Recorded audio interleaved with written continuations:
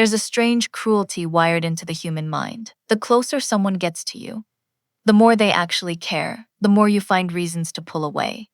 You cancel the plans. You go quiet for days. You pick the fight you don't even believe in. And the worst part?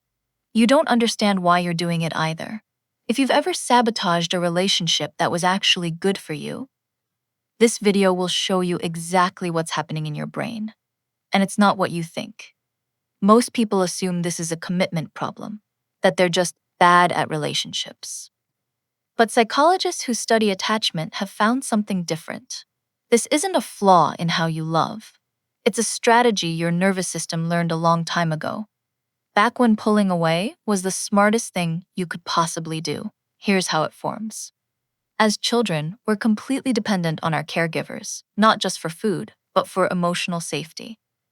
Your brain takes those earliest experiences of being cared for and builds something psychologists call an internal working model, a kind of blueprint for what closeness means and whether it can be trusted.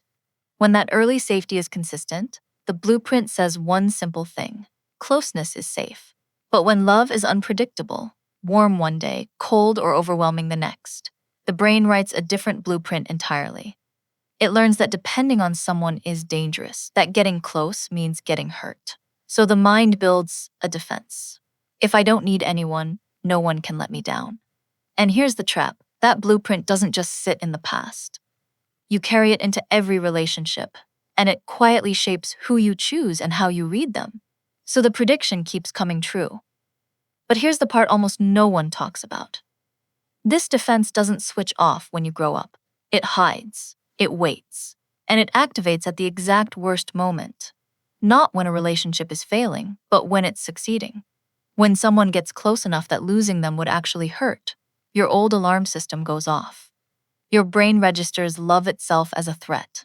That's why you don't run from bad relationships. You run from good ones. This shows up in 4 recognizable ways. First, the anxious pattern. You crave closeness so badly that you cling, test, and panic at any sign of distance, which ironically pushes people away. Second, the avoidant pattern. You value independence so much that intimacy feels like suffocation, so you create distance to breathe.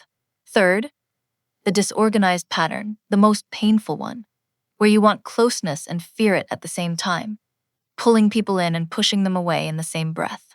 And fourth, the one we're all aiming for, secure, where closeness feels safe and distance doesn't feel like abandonment.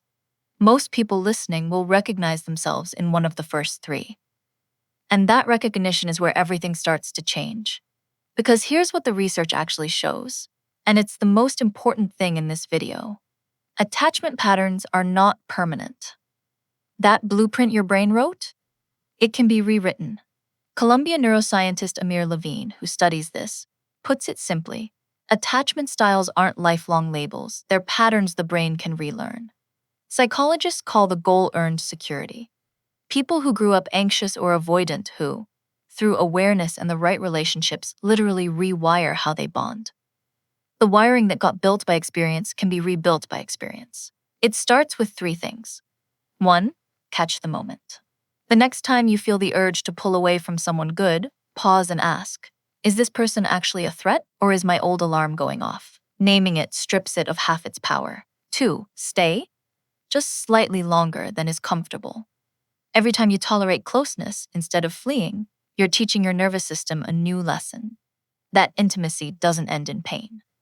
3, choose people who are consistent. You can't rewire an old wound with someone who reopens it.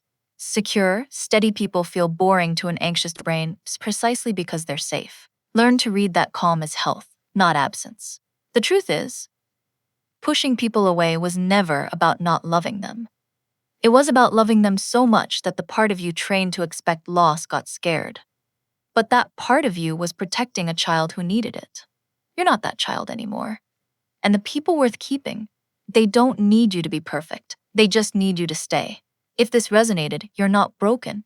You're patterned. And patterns can change. Subscribe, and we'll keep untangling the way your mind actually works.